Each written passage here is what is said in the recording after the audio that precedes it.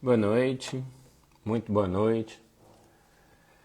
Então, hoje, 5 de junho de 2020, são 19 horas em ponto, entrando agora ao vivo para nossa segunda conversa da segunda temporada de conversas de lives aqui do perfil Floresta Educadora, com o tema do brincar.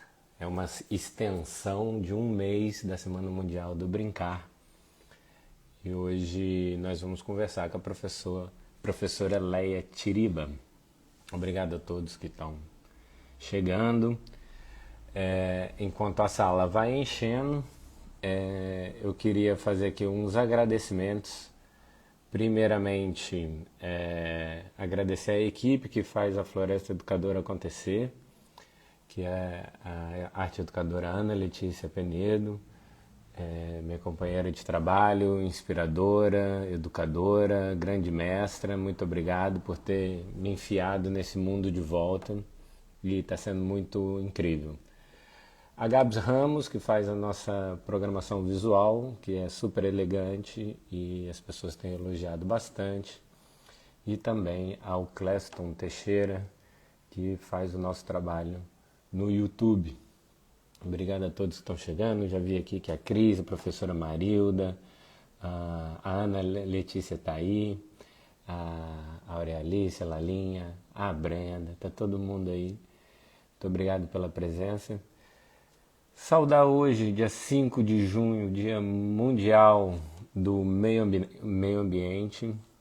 É um dia para a gente refletir muito, homenagear a nossa parente natureza, né? Nossa parente Pachamama e todos os seres viventes, não humanos, e que dão vida aos seres humanos, né? Também queria fazer aqui um grande salve a essa lua cheia. A lua hoje, para quem teve a oportunidade de ver, tá sensacional. Tá um deleite. Professora Leia Tiriba acaba de entrar com o perfil do Nina, que é o Núcleo de Infâncias, Natureza e Arte. Então, vamos convidá-la. Professora Leia Tiriba dispensa apresentações, é a grande referência. Olá, professora Leia. Olá, Tenta inverter a sua câmera, que estamos aí, não estamos vendo, estamos vendo os fundos aí, né? oi, Isso, agora estamos vendo. tudo bom? Tudo ótimo, professor. Olha, eu estava bem ansioso, viu, para esse encontro ao vivo, não sei como te dizer. Que bom. Eu também estava. Olha, te ouço bem, você está com os fones, com o microfone? Estou com os fones, Tá tá bem, tudo aqui. Eu acho que tá tudo certo. pronto. Eu te ouço bem, aí espero que você me ouça bem. Tem aqui a Silvia, que está na Inglaterra, nos assistindo, a Filipa, que acabou de entrar, que está em Portugal. Temos gente do Brasil inteiro nos assistindo, então acho que essa conversa vai se alastrar por aí, pelo mundo, como nós queremos sempre nesse mundo de exposição virtual, né? O objetivo é sempre esse, né? Isso. Olha, um pouquinho, minutos antes de você entrar, Léo, eu estava aqui saudando ao Dia Mundial do Meio Ambiente. Não foi proposital, foi uma coincidência incrível que o perfil da Floresta Educadora falasse contigo hoje, no Dia Mundial do Meio Ambiente. Essa data foi você que escolheu, portanto, essa é uma responsabilidade tua, né, de estar aqui nessa inspiração. Muito obrigado, viu, pela generosidade, pelo acolhimento. Foi de gratidão mesmo que nós agradecemos de coração que nós agradecemos essa participação dessa live. E a equipe do Nina que te deu todo o suporte, né, para que você conseguisse conectar com a gente. É isso mesmo. Se não fosse essas pessoas aí, você e ela, que eu acho que elas devem estar até por aí assistindo, mas eu vou agradecer para todo mundo. Pronto. Professora, vamos começar nosso papo, porque uma hora passa muitíssimo rápido, né, voa. Então, nesse primeiro momento, Eu queria, né, lembrar aos que estão nos assistindo, meu contato com a professora Leia se deu por meio do Levindo, que foi meu orientador, né, no mestrado, e me indicou a leitura da Leia e fiquei apaixonado, encantado por esse trabalho. Não só eu, mas depois comecei a perceber que são centenas, né, de pessoas que falam no assunto que se referem à professora Leia, que tem a professora Leia como essa referência. A professora trouxe a ideia do emparedamento. Eu sempre falo, acho que de maneira equivocada, que a sua tese é do desemparedamento, mas depois, lendo atentamente a sua dissertação, a sua tese de doutoramento, eu percebo que você fala em emparedamento. O desemparedamento é o que você clama, mas a sua tese constrói o emparedamento e a ideia de corpos dóceis, né, como nos traz Foucault, dentro do plano da macropolítica. E é justamente essa sociedade urbana, capitalista, industrial, patriarcal, e incluiria, no dia de hoje, racista, que são gerados desequilíbrios ambientais, né? Então, o empreendimento no campo da micropolítica nos traz as escolas, as prisões, até os shopping centers, e no plano macropolítico, essa sociedade racista, capitalista, urbano, machista, industrial, patriarcal. O que esse contexto macropolítico hoje nos faz refletir no Dia Mundial do Meio Ambiente? Só para a gente começar e perceber o quanto essa sociedade nos traz o desequilíbrio ambiental. Bom, gente, eu proponho que essa sua pergunta ela fique pendurada, que ela possa orientar aí a nossa conversa, né? Então, primeiro de tudo, eu quero te dizer muito obrigada, porque, bom, primeiro por esses elogios todos que você faz aí à minha pessoa, eu agradeço muito, né? Fico assim, até meio, fico, sei lá, não sei nem muito bem o que dizer. E Sinta-se quero agradecer. lisonjeada. Bom, quero agradecer para quem está aqui com a gente, né? De algum jeito estamos todos próximos. Quem está na Inglaterra, ou quem está em Portugal, quem sabe tem alguém na África, quem sabe na América Latina. Quer dizer, mesmo que não haja, né, não estejam presentes aqui, eu tenho certeza que essa discussão é uma discussão que ela é central hoje, né? Porque ela diz respeito o brincar, diz respeito à alegria, diz respeito à integridade, né, do ser humano, e, portanto, ela é uma atividade que produz serenidade, que produz calma, que produz alegria. Então, por aí, ela é uma atividade que, é, que, é, que é fundamental ao estado de paz. Né? Ela não está relacionada com violência, ela está relacionada com a paz. E uma paz ativa, não é a paz dos cemitérios, né? É a paz criativa, é a paz que produz vida. Mas aí, por aí, então, eu quero agradecer a quem está aqui produzindo vida, que somos, né? Você, Rafael, quem está aqui com a gente. E queria agradecer muito especialmente para a Luana, para a Amanda e para a Juliana, que sem elas, do Nina, né? E o grupo do Nina, que é maior. O Nina é o Núcleo Infâncias, Natureza e Artes da Universidade Federal do Estado do Rio de Janeiro, a Escola de Educação, mais especificamente, onde eu sou professora, né? E a gente tem um grupo de pesquisa lá, que é o GITACA, e a gente estuda justamente essa questão, né, da possibilidade de você produzir práticas, metodologias, né, de atuação nossa com as crianças, de metodologias de formação de educadoras, educadores, que elas sejam ecológicas, que elas sejam populares, que elas sejam libertárias, que elas sejam democráticas, né? Porque a gente acha que esses são elementos fundamentais de uma vida em equilíbrio, né? E, portanto, uma vida em equilíbrio é uma vida que está focada, está fundada, né? E tem um sentido essa perpetuação desse mesmo equilíbrio, dessa mesma serenidade, dessa mesma paz, a vida é entendida nesse sentido, né? E aí eu vou até logo colocar está me vindo agora na cabeça, uma ideia, um conceito, né? E é uma visão de mundo, é uma concepção de vida, né? Que o Humberto Maturana traz, o Spinoza, né? Anterior, século XVII, William Reich também traz, né? Essa ideia de que a vida, ela sempre, tudo que a vida quer é perseverar. Tudo que a vida quer é seguir como vida. O Spinoza diz que o primeiro grande desejo é o desejo de perseverar na vida, né? De continuar existindo, de ser pleno. Eu estou identificando isso, né? Esse estado de plenitude com o estado de busca da paz, né? Não existe, o Foucault diz assim, não existe a liberdade, existe processo de libertação. A gente pode imaginar que a paz também, ela não existe por si só. Existe uma busca permanente pela paz, né? Então, eu acho que não sei se eu me perdi um pouco da sua pergunta, Não, mas não, acho que eu talvez que não. confundi para poder esclarecer, porque o tema de hoje é brincar, o brincar e a paz.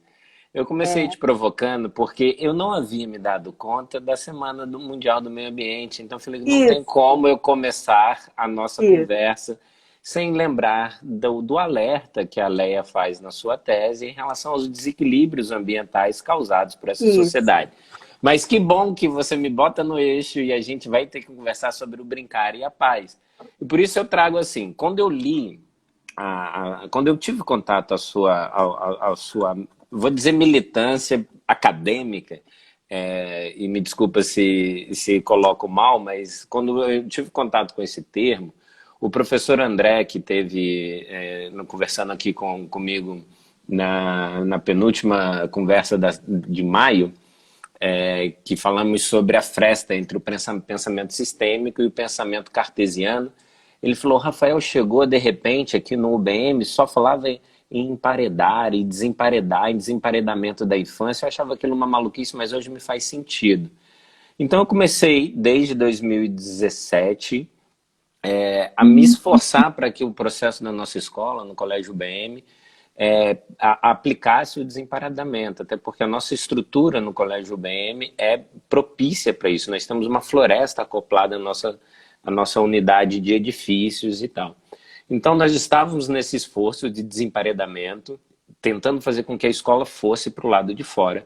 E, de repente, a sociedade é posta num isolamento, num confinamento, num cercadinho. Ou seja, não só a escola emparedava, como as empresas, as indústrias, os shoppings, as igrejas, os templos, né, tudo isso. E agora emparedadas estão a escola dentro das casas, as empresas dentro das casas, ou seja, um processo muito mais difícil para esse assunto, digo eu, agora nesse exato momento. Então, já estávamos longe das brincadeiras tradicionais, né?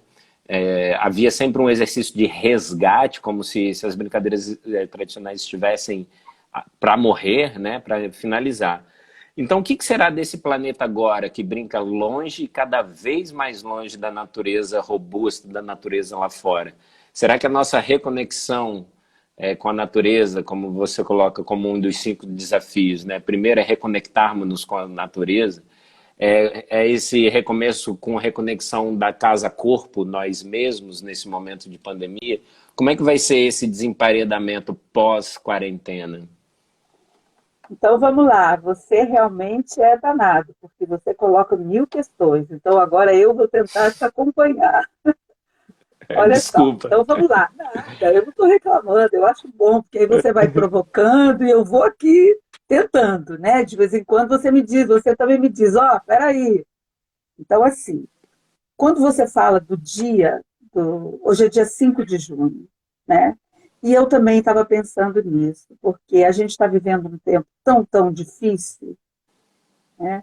Que esse dia está sendo comemorado, eu vejo nos grupos que eu participo, de ambientalistas, mas eu acho que esse dia também é especial porque essa crise que a gente está vivendo, ela é uma crise eminentemente, é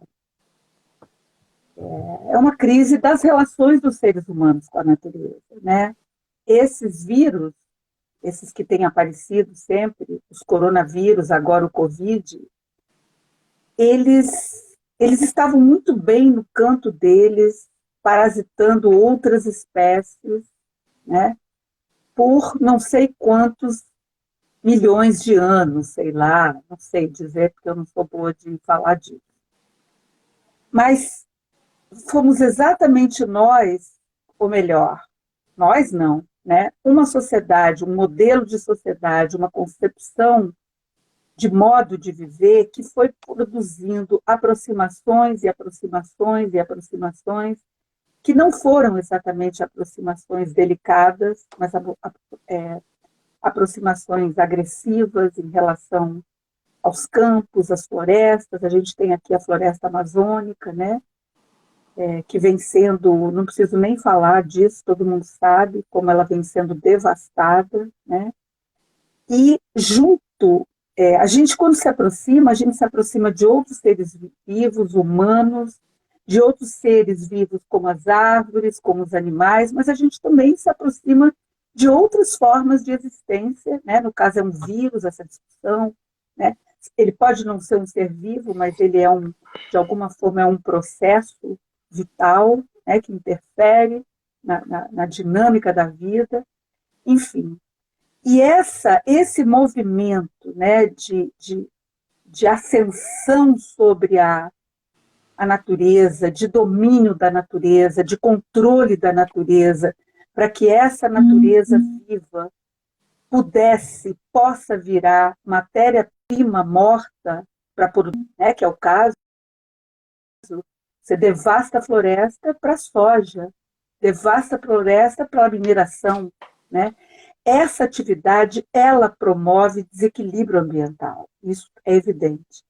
E essa atividade, ela vem promovendo desigualdade social, né? Vamos pensar, quando os espanhóis, os portugueses, enfim, os europeus chegaram à América, eles chegam devastando, né? Eles chegam trazendo relações humanas verticais, né? De domínio, de controle, de eliminação do outro. É essa situação que a gente tem dos povos indígenas há 500 anos e que hoje está aí, outra vez, ameaçando esses povos. Então, é desequilíbrio ambiental, é desigualdade social e é sofrimento psíquico e pessoal ao mesmo tempo.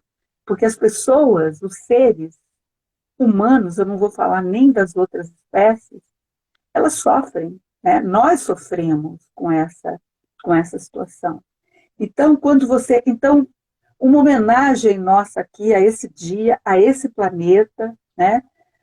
E a nós, porque não existe o planeta, a integridade de cada pessoa, de cada ser, de cada criança, ela corresponde à integridade do meio que ela vive, ou seja, ela corresponde à integridade do planeta. Se o meio está mal, nós adoecemos, como hoje.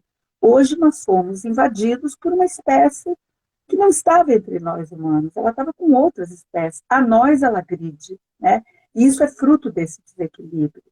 E aí eu queria entrar, quando você pergunta o que será de um planeta, eu tenho clareza de que um planeta em que os humanos sigam desconectados, sigam alienados da sua condição de ser parte da natureza, de ser também natureza, este planeta ele não tem condições de sobreviver, como é que eu vou dizer, íntegro, de permanecer com saúde, permanecer saudável para nós. Pelo menos como a gente vê, porque o planeta vai seguir, né? Se um dia os humanos não existirem mais, a natureza segue. A vida sempre vai existir, com humanos ou sem humanos, né?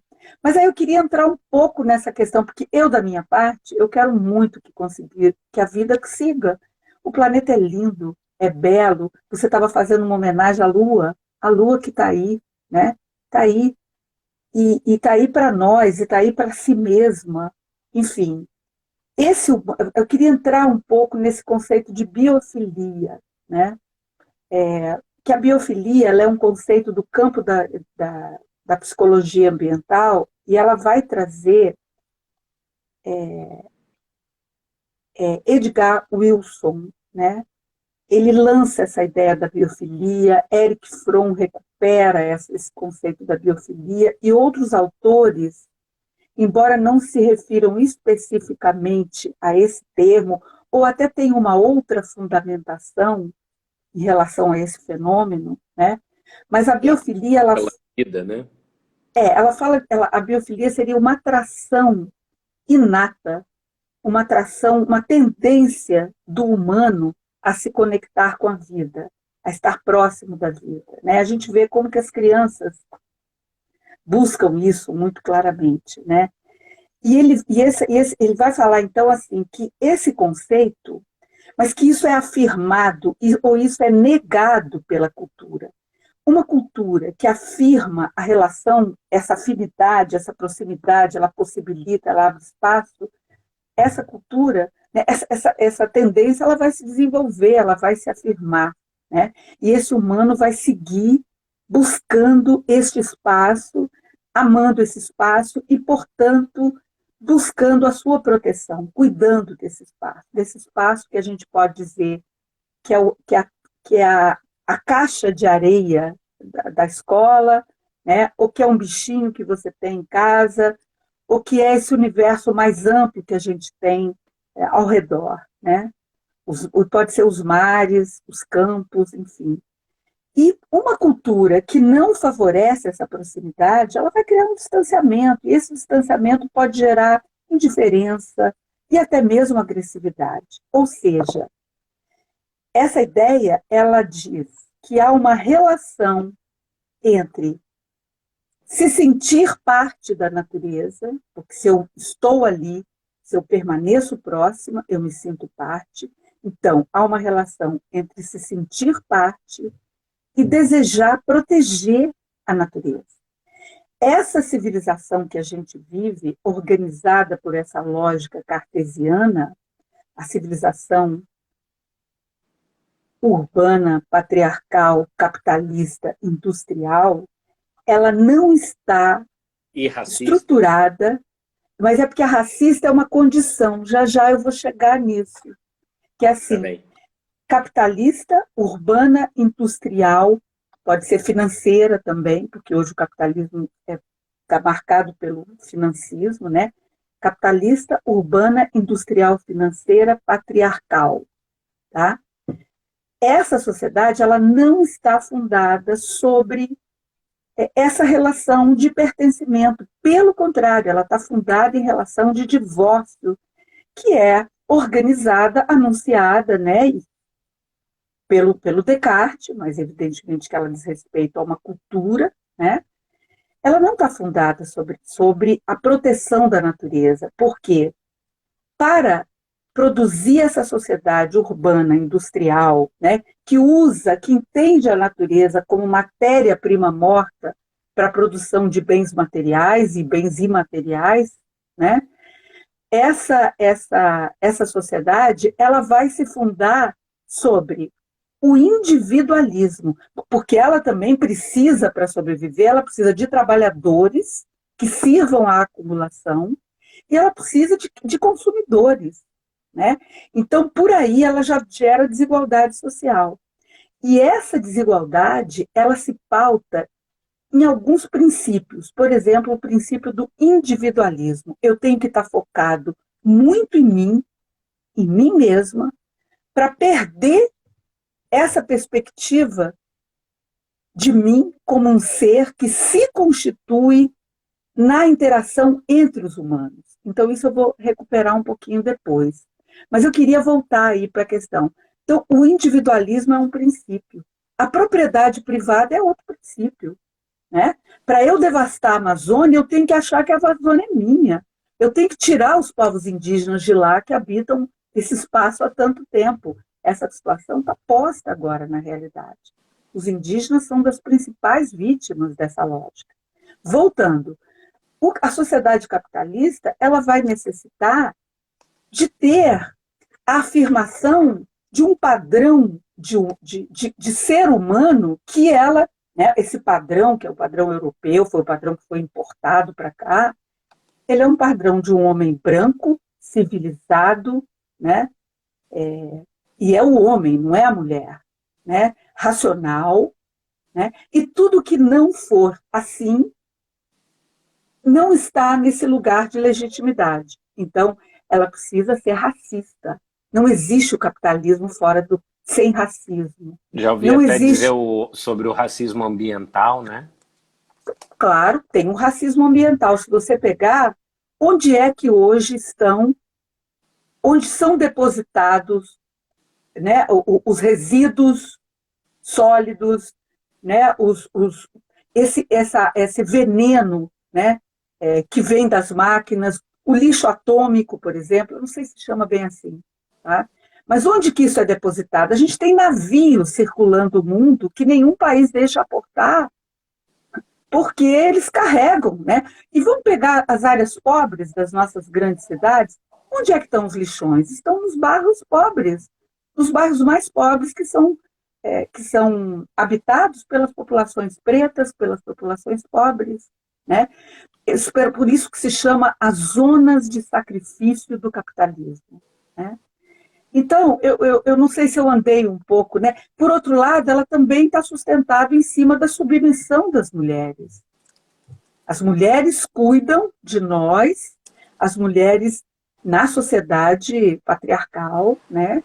Elas cuidam para que essa lógica permaneça. As mulheres cuidam das pessoas, as mulheres mantêm a ordem da família, das roupas, da comida, tudo que é necessário para que as crianças vão estudar, para que os homens vão para o trabalho, Sim. né?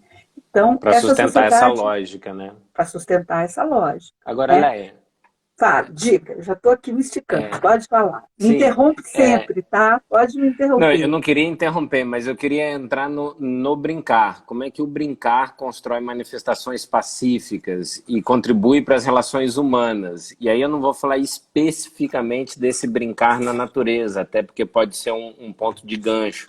Mas o brincar, de modo geral, como que ele constrói manifestações pacíficas e como que ele contribui para que essas relações humanas é, transfigure, boicote, fuja ou reconfigure essa lógica dessa sociedade urbano-patriarcal, industrial, capitalista.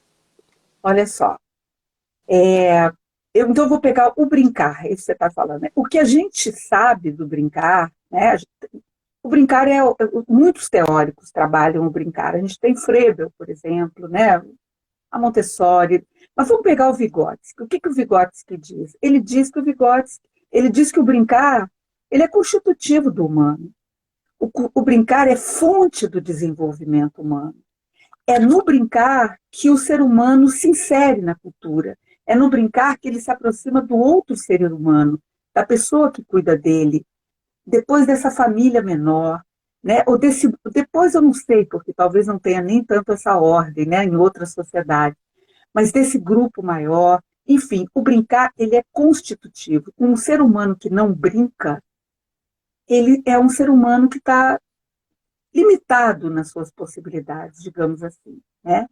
Então, se a constituição do humano passa pelo brincar, e se a gente viu antes, como eu estava falando em Spinoza, que a vida, tudo que ela quer é se afirmar, por esses dois caminhos, a gente chega no brincar como uma atividade que promove essa constituição e que assegura o equilíbrio dessa constituição, que mantém o ser humano bem em situações que o alegram, que o potencializam, né? Porque a vida está potencializada.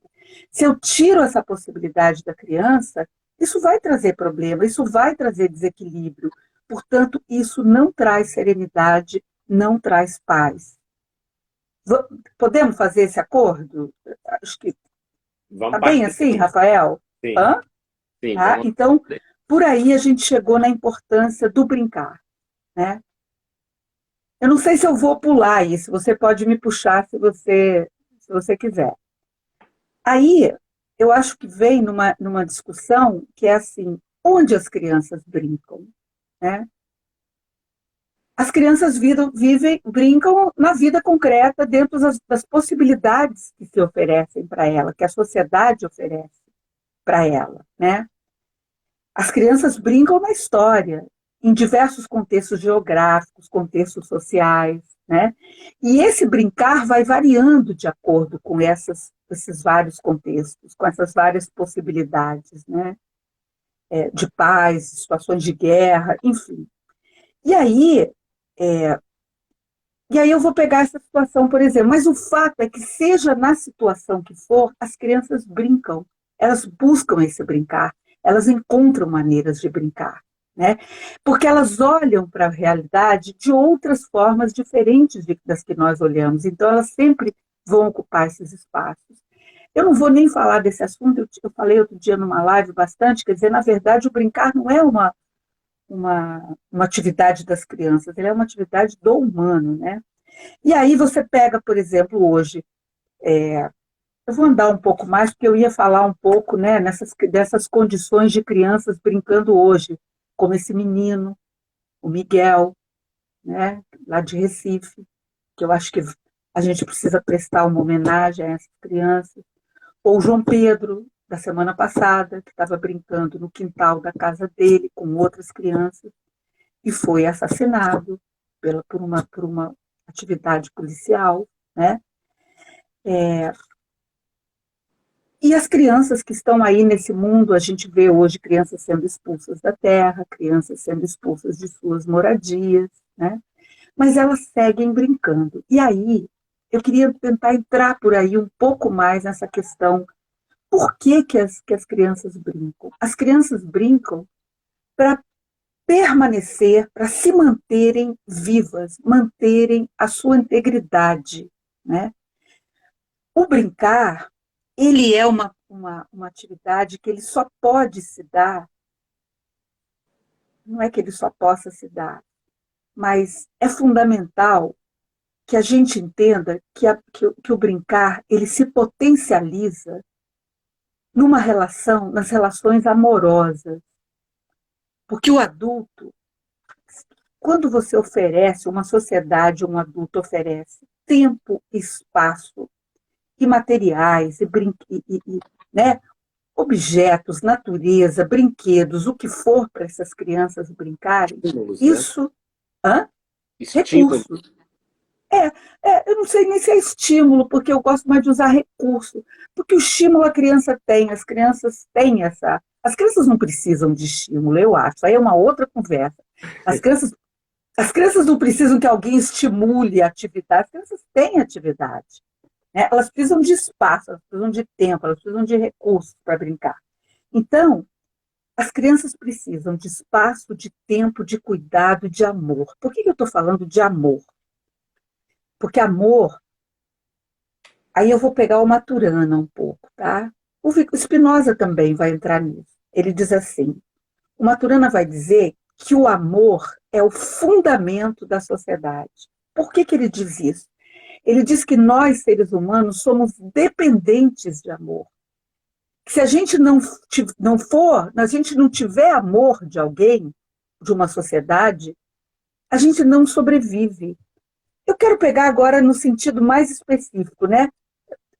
O Maturana vai dizer mais ou menos assim: uma criança pequena, ela precisa ser cuidada, um bebê precisa ser cuidado, um ser humano precisa ser cuidado, um gatinho, um cachorro, não, ele pode não precisar, ele tem chances de sobreviver, mas o humano não, o humano precisa de cuidado. Aí o Maturana vai dizer, mas por que cuida? Porque pode não cuidar. Cuida por quê? Cuida porque ama. Então o amor, ele é uma atividade central para que a sociedade exista.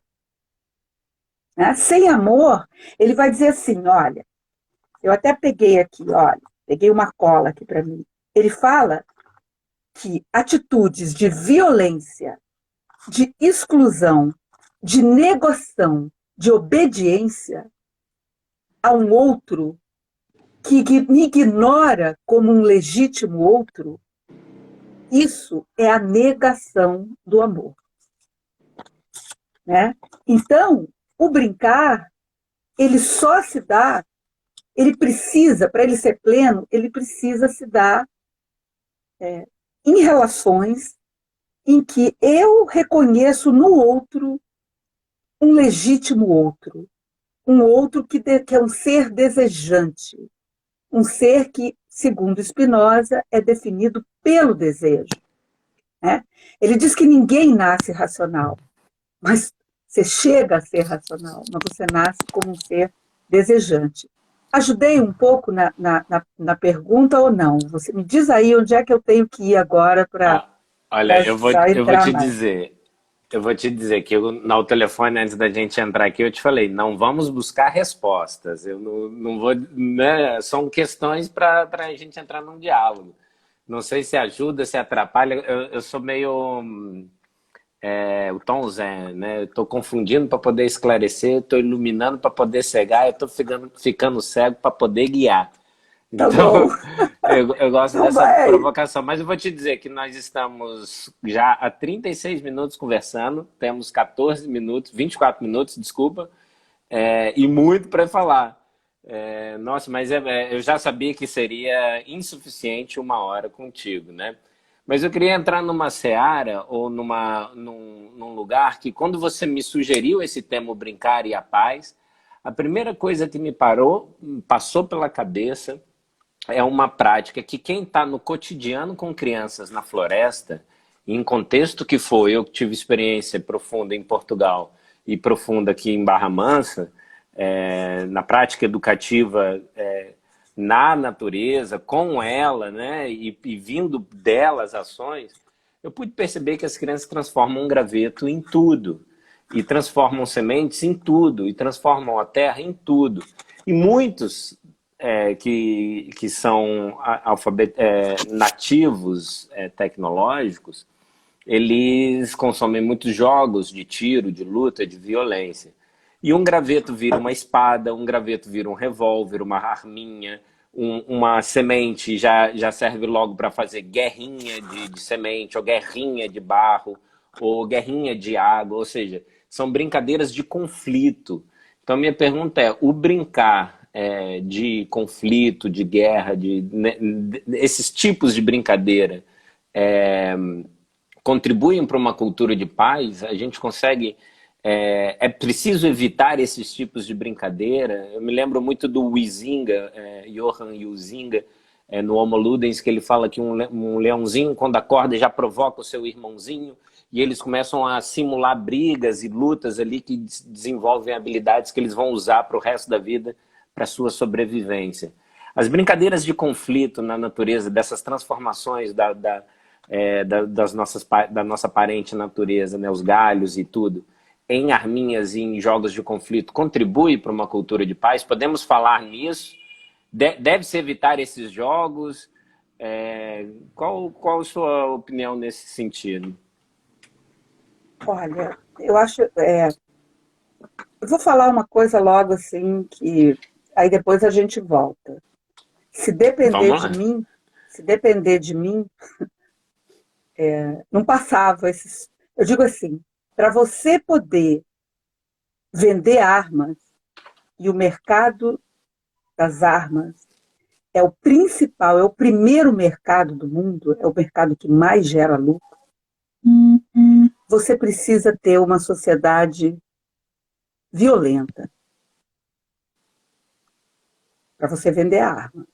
E para você ter uma sociedade violenta, você precisa alimentar. O sentimento, a subjetividade, ela é constituída socialmente. Isso também nos ensinaram, né, vários, mas especialmente Vygotsky. Então, é preciso que uma criança viva uma cultura da guerra para ela ser um agressor. né? Cultura da guerra que eu estou dizendo pode ser essa cultura que a gente tem aqui hoje no país, que é uma cultura da guerra, né? A cultura do mundo hoje, que vive, né? A gente sabe que a cada 4 anos os Estados Unidos fazem uma guerra. É só você olhar na história. Às vezes é para a bomba estar no prazo de validade, então tem que fazer outra guerra para alimentar essa indústria.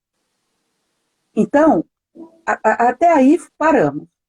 Tá? Aí voltando para a questão das brincadeiras, dos jogos aqui entre nós.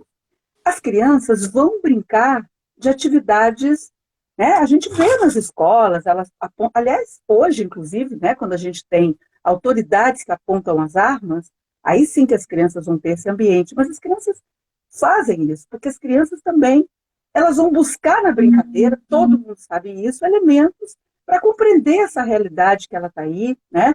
Isso aí é um aspecto da brincadeira. Então, certamente as crianças brincam.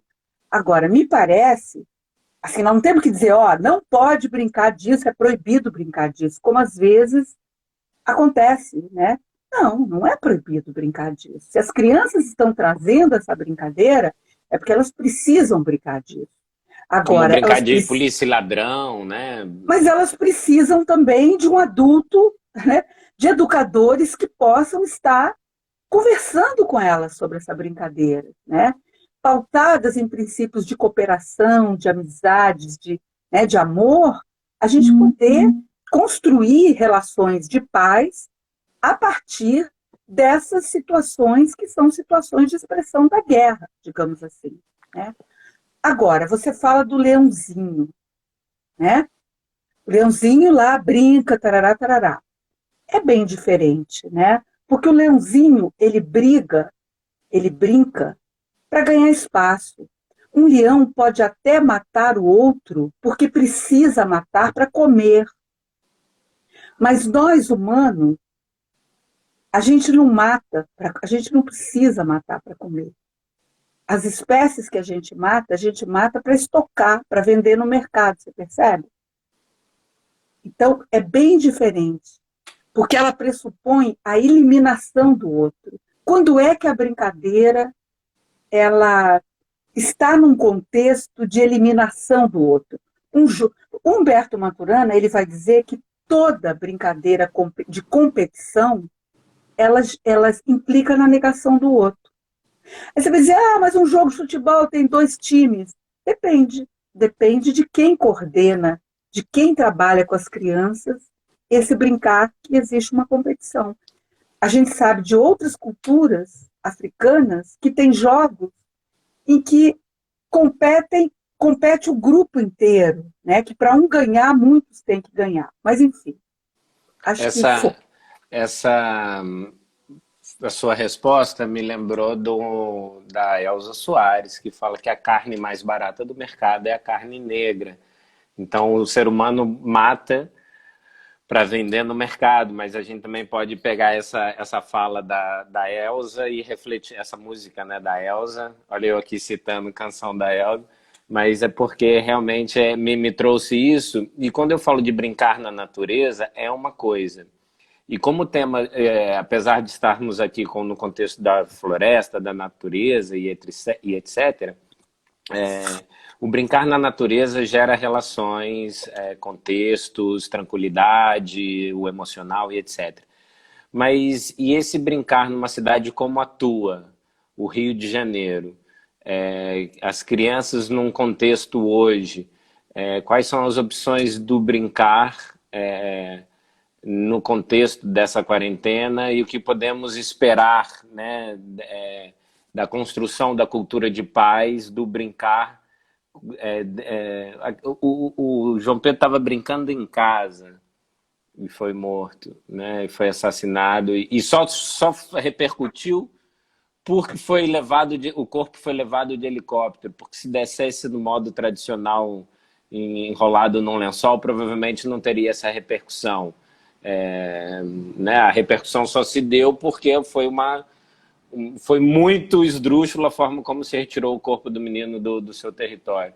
Esse brincar dentro de casa hoje, numa zona de conflito como é o Rio de Janeiro, com essa carne mais barata do mercado, que é a carne negra, temos esperança para esse brincar é, na construção dessa cultura de paz?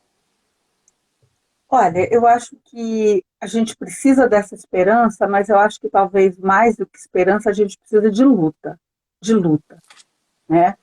É, o assassinato desse menino, ele só veio à tona porque muitos movimentos, muitos grupos na sociedade, né, e agora, hoje mesmo, teve um ato, aliás, a gente fez também um manifesto, né, em relação de... Isso está eclodindo e a gente pede que vocês espalhem essas notícias, né?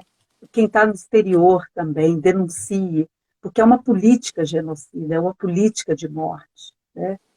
Mas, voltando um pouco, então nós, nas cidades, e acho que não só nas cidades, no campo brasileiro também, mas na América Latina, as crianças precisam ser livres.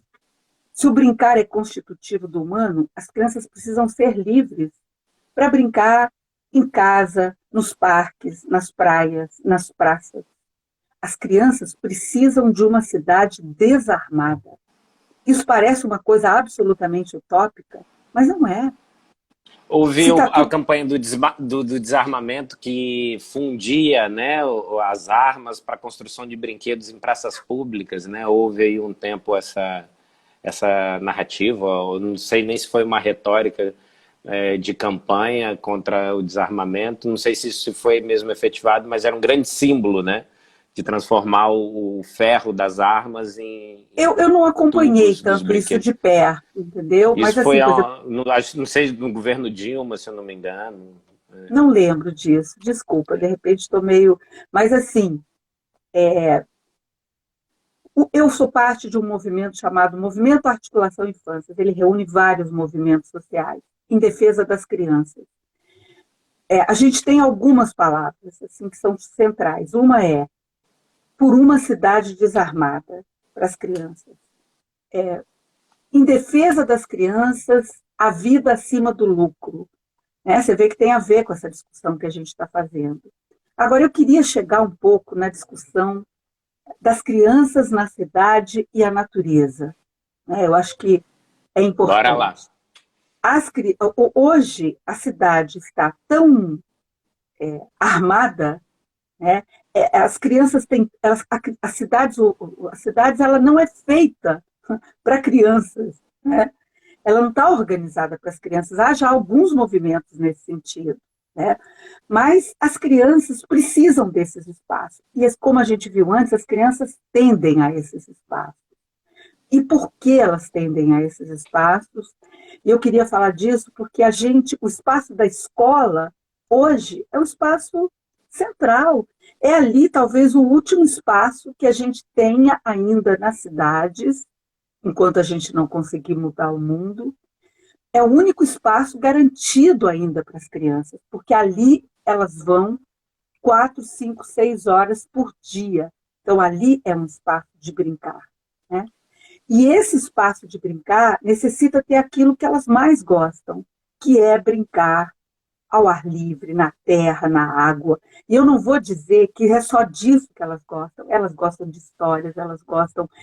As crianças gostam de quem gosta delas, elas sabem quem trata a elas bem.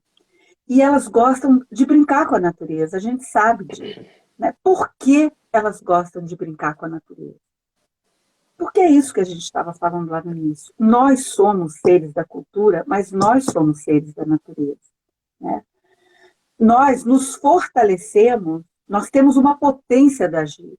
Se essa potência nos joga em relação à natureza, é porque é essa potência que é a ela que os nossos desejos, o nosso desejo é dirigido a ela. Por quê? Porque a gente conversa com a natureza. A gente conversa com outros modos de expressão da natureza que nos alimentam, que nos conectam conosco mesmo e nos conectam com o mundo. Se eu emparedo, eu corto essa conexão. Então, eu atrapalho essa possibilidade de constituição humana, porque se o brincar se dá neste movimento das crianças, né, de busca de desenvolvimento, de busca de conhecimento, se ele se dá aí, e se nós somos seres dessa natureza, é fundamental que a gente mantenha essas atividades de brincar. Por isso que elas são constitutivas da paz. Alguém outro dia estava falando das crianças com dificuldades especiais. É impressionante. Porque todas as crianças, quando você possibilita e aí eu estou falando do livre brincar, de um livre brincar, em que as crianças decidem onde, como e de que elas querem brincar. É possível uma escola que se organize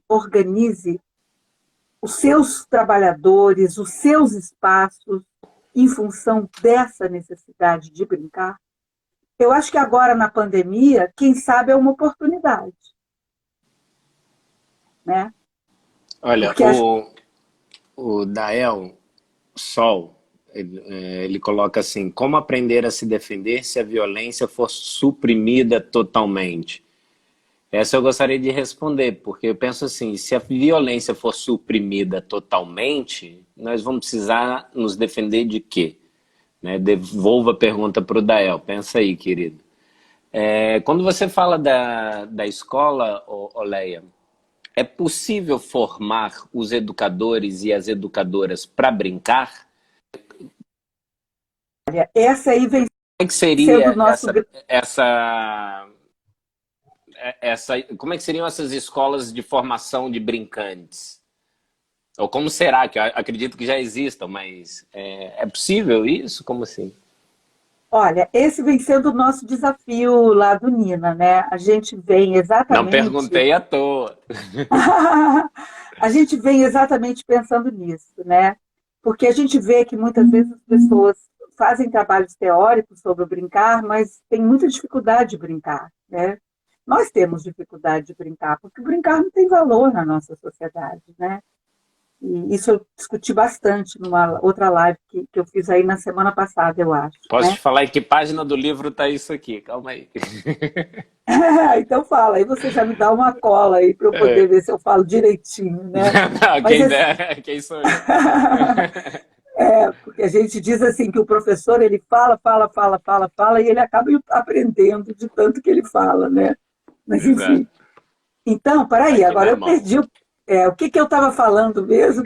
Sobre formar brincantes. Como que nesse processo de formar educadores vamos formar brincantes? Aí a gente volta para o Vygotsky, né? Se a gente internaliza a cultura, e se essa cultura da formação se dá numa postura sentada, né? Em que a cabeça apenas, em que a concepção de conhecimento é relativa a essa capacidade de raciocinar, né?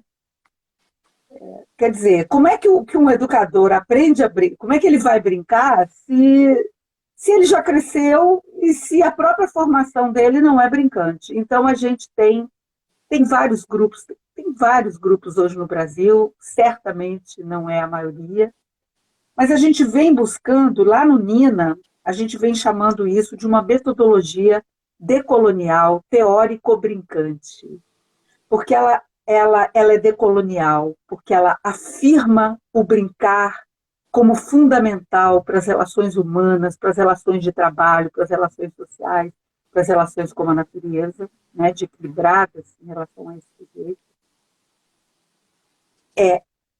Ela é decolonial porque a lógica da colonialidade, né, a cultura que veio, né, e que se instalou sobre os nossos povos tradicionais originários, ela não é uma cultura brincante, né?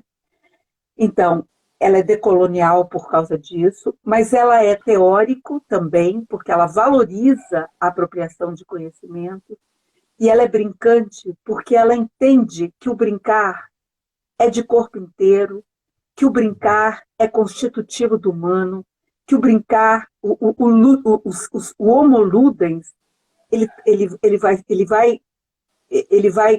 valorizar uma das dimensões do humano, né? Uma dimensão corporal, uma dimensão existencial, uma dimensão ambiental, enfim. São dimensões do humano que se dão no brincar. Então, a gente tenta fazer uma formação, por exemplo, os cursos que a gente faz, né? O Infâncias Cariocas, que é um curso que a gente vem fazendo há anos, chama Infâncias Cariocas. Ele todas as aulas da gente, elas são atravessadas pela brincadeira, pela conversa, pela respiração, por atividades que nos reconectem com a natureza e que nos reconectem com o nosso corpo e com o corpo do outro. Eu acho que isso é fundamental, é absolutamente fundamental, que eu possa, e isso tudo não é para que eu possa depois reproduzir as brincadeiras das crianças, não é isso. Não é para oferecer repertório de atividades, não. É para que eu me sinta de novo conectada, para eu me conecte com o grupo com quem eu estou, né?